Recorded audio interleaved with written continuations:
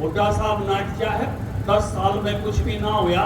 अब न्यू बताओ, आप रोज तक जाओ हो ना जाओ, और वह ऊपर वाली रेत देखी है कि नहीं देखी है, और वो अनाड़ी फाटक पे फंसे थे कि नहीं फंसे थे, हुड्डा उड़े के लकड़े है कि नहीं लकड़े। अरे दादरी करनी थे तो पेशेंट भी आ जाता तो मेडिकल नहीं पूछ पाया करता, उस फाटक पर बच जाया करता। अब जो फ्लाईओवर बना हो, अब जैसी स्थिति बनी है, कितने हालात बदले हैं। बुजुर्गों, नौजवान साथियों, याद करो, मैं पंचायत मंत्री था, पढ़ी लिखी पंचायत का प्रस्ताव लेके आया और उसमें 4 शर्त रखी थी, और उसमें एक शर्त ये थी कि पंच सरपंच उसको बढ़ाओ जिसके घर में शौचालय हो, कोई मिलनिया आवे, बाथरूम जाना पड़े तो जा सके। रखी थी ना ये शर्त, उस समय के सरपंच भी बैठे होंगे। अरीब वो मोदी जी ने इसा उठाया, हर घर में शौचालय, ना तो बटेऊ आ जाता, उसने भी कहते चाल बटे उठा बोतल चाल तने घुमा ले थाक नहीं था।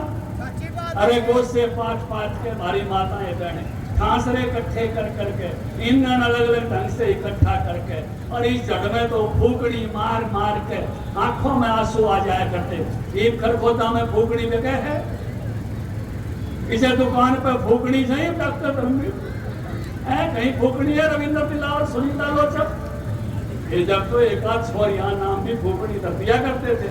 ये जो बदल है, हर घर में गैस जगपेशी, और नहीं तो गैस मिलने की इतनी मुश्किल थी। मेरे घर में गैस, ओम प्रकाश कोहली राज्यसभा सांसद थे, रमेश कौशिक जी जानते हैं, गुजरात के वो गवर्नर भी रहे, उनकी चिट्ठी आई। अब बुजुर्गों, नौजवान साथियों, मेरी बहन की सगाई करती, क्या करना के जी ने बोली भाई क्या भेज सकते हो, गैस दियो, जब गैस तो चिट्ठियां तो मिले थी।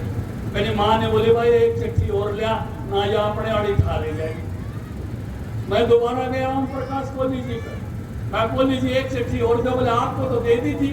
मगा जी न्यू बात बढ़ गई ना, हमारी घराड़ी उठेगी, वह माँ न्यू कह जा जी मानने नहीं याद ले जाएगी, एक चिट्ठी और जाए। जब बहन के घर में गैस गई थी, ये वो जमाना था। और पीछे आपने देखा 10 साल कांग्रेस का राज, अटल जी के राज में आराम से मिले थी, और कांग्रेस के राज में भाई ने कविया ने कविता बना दी, सोनिया मैडम गैस दिला दे क्यों रोग सिलेंडर खड़ी होगी, और के कुया में गैस सपड़गी क्यों अनगोल खड़ी होगी। लागे थी ना लेने, और लंबी लंबी लेन लगे सर, खड़े खड़िया के पैर थके सर, और फिर भी नंबर नहीं आओ तो घर में राड बड़ी होगी, और सोनिया मैडम गैस दिला दे क्यों रोग सिलेंडर। ये हालत थे इनके टाइम। गलत कह रहे तो बताओ, ये 2.5 रुपया मुआवजा दिया करते थे, और मैं किसान मोर्चा अध्यक्ष था यूपी का, और हमारे टाइम में किसी का 2.5 रुपए का चेक आया हो तो बताओ। हमने कम से कम 500 रुपए किया, 6,000 मुआवजा था। यहाँ हुड्डा साहब ने गोहाना में रैली करके घोषणा कर दी कि 10,000 रुपए मुआवजा करेंगे। किसी एक भाई को सोनीपत में मिला हो हुड्डा के टाइम में, बताओ कि मेरे को 10,000 रुपए किले का मुआवजा मिला। हमने आते ही उसको 12,000 किया और अब 15,000 करके दिखाया आपको। बुजुर्गों, नौजवान साथियों, पहली फसल पे 1,040 करोड़ रुपए का मुआवजा दिया, दूसरी फसल कपास पे सफेद मक्खी आ गई, 240 करोड़ का मुआवजा दिया। अब ऐसे चौटाला ने बोले ये तो धड़ेड़ पैसा था, ओम प्रकाश को ने बांट दिया, ईद कितने जाएगा। फसल बीमा की योजना बनाई, प्रधानमंत्री जी के घर में हम लेके गए, प्रधानमंत्री जी ने अरुण जेटली जी पे भेज दिए। आज अरुण जेटली स्वर्ग में है, उन्होंने कहा इस पर मत बोलना, इस योजना को हम पूरे देश में लागू करेंगे। वो वहां बैठे हैं, पूरे देश में लागू हुई, और 1100 करोड़ का 1 साल का औसत मुआवजा 2 साल में मिला है। हुड्डा की सरकार में 1100 करोड़ 10 साल में नहीं था। ये बदला हुआ हरियाणा हम अपनी नजरों के सामने, आपके सामने बदला बुजुर्गों के सामने। इस तरह से एक एक चीज को आगे बढ़ाया। यहाँ मैं भी था उस प्रोग्राम में जब प्रधानमंत्री ने जो वर्चुअली आकर के, गुजरात में भी एक मारुति का उद्घाटन था और यहाँ की भी एक मारुति का उद्घाटन था। एक तो लोग सिफारिश लेकर आए हैं, खरगोता में फलाना काम दिवा दे, खरगोता में फलाना काम दिवा दे, वह कंपनी आ रही है वो काम दिवा दे। अब खरगोता वो नहीं रह रहा, अब बदलता हुआ खरगोता हरियाणा के नक्शे पर एक उभरती हुई ताकत के रूप में उभर रहा है। ये बदलाव हरियाणा में आपके सामने, ये छोटी बदल नहीं है, बड़ी बदल। एक एक चीज में माइक्रो लेवल पर बदल और मैक्रो लेवल पर बदल, दोनों हमने इस जमाने में देखे। मैं आपसे एक बात कहना चाहता हूँ, कि ये वीरों की भूमि है। इसलिए हमने देखा फिर ये होशियार सिंह के नाम से जहां यहाँ प्रतिमा लगी है, परमवीर चक्र विजेता, उनके नाम से आज एक टापू है अंडमान निकोबार द्वीप समूह पे।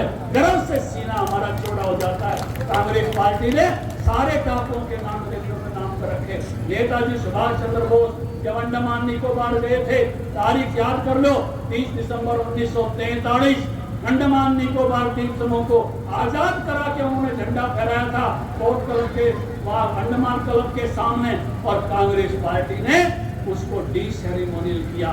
यहाँ कोई झंडा नहीं फहरा सकता। वहां झंडा फहराया भैरव सिंह शेखावत ने फहराया जब अटल जी का राज था।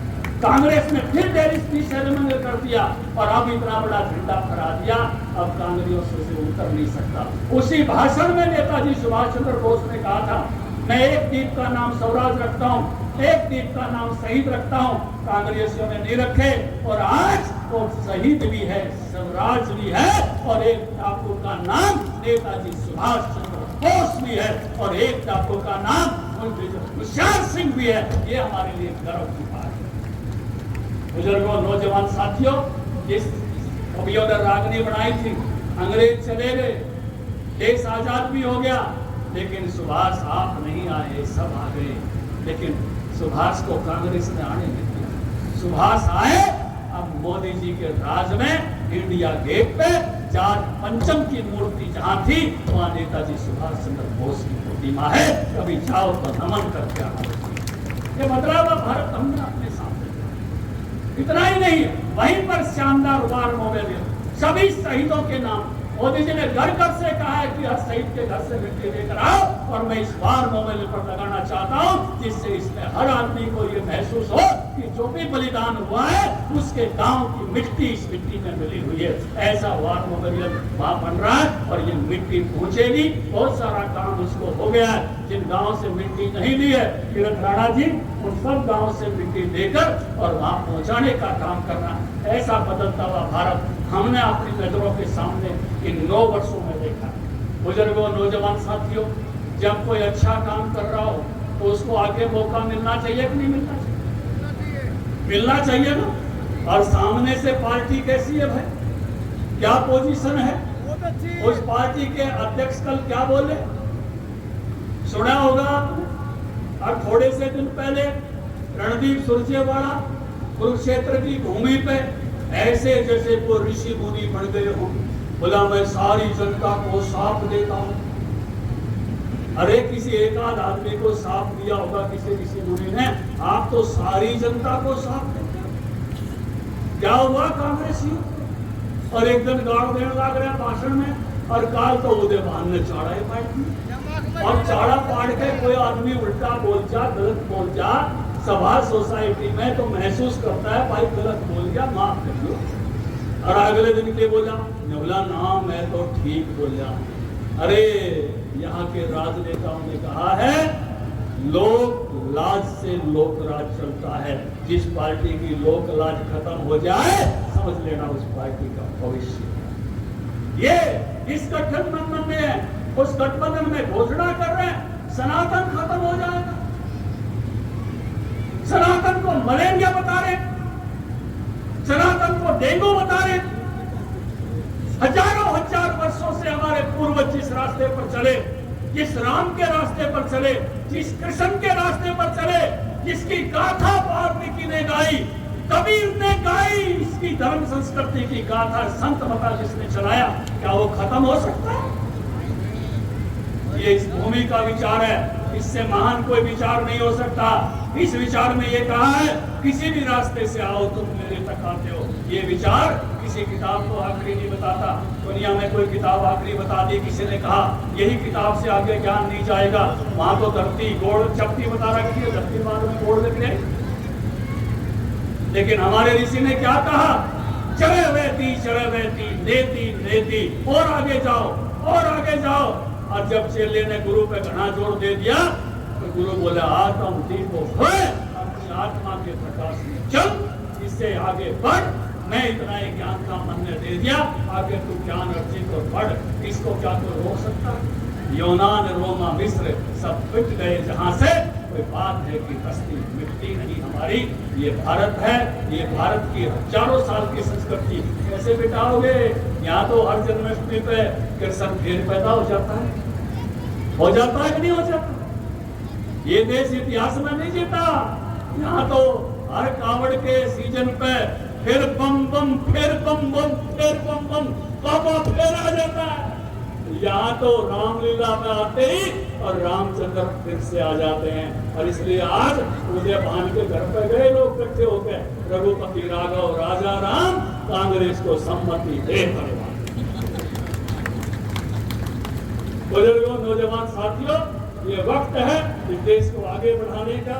गौरव के पल जो मोदी जी ने हमको दिए, वो पल ऐसे ही जिंदगी में मिलते रहे। हर आदमी को जिंदगी में गौरव की जरूरत होती है। हर आदमी के घर में कोई 2 पीढ़ी में, 1 पीढ़ी में, 3 पीढ़ी में, दूर की रिश्तेदारी में भी किसी ने कोई गौरव का काम किया हो, हम सब उस गौरव के साझीदार होते हैं। आज भी हम छोटू राम के गौरव के साझीदार हैं, हम होशियार सिंह जी के गौरव के परमवीर चक्र के साझीदार हैं, हम राम के गौरव के साझीदार हैं, कृष्ण के गौरव के साझीदार हैं, राणा प्रताप के गौरव के साझीदार हैं, विवेकानंद के गौरव के साझीदार हैं, छत्रपति शिवाजी महाराज के गौरव के साझीदार हैं। वो गौरव हम सबका साझा है और G20 के गौरव के हम साझीदार हैं। ये अध्यक्षता केवल मोदी की नहीं है, ये अध्यक्षता 140 करोड़ भारतीयों की अध्यक्षता है। चंद्रयान गौरव 3 के उतरने के गौरव के साझीदार है। ऐसे गौरव के पल जिस प्रधानमंत्री ने हमको दिए, मिशन 2024 में फिर से बढ़ाना चाहिए ना, फिर से बढ़ाना चाहिए। बोलो एक बार मोदी मोदी, फिर सारे हाथ उठा के बोलो, जोर से आवाज आनी चाहिए, मोदी मोदी मोदी मोदी मोदी मोदी मोदी। फिर एक बार 10 की 10 सीटें लोकसभा की और फिर से सरकार बढ़ाकर आप लोगों का आशीर्वाद चाहिए। जैसे इसी तरह से अच्छे काम और करते चले जाएं। आप सब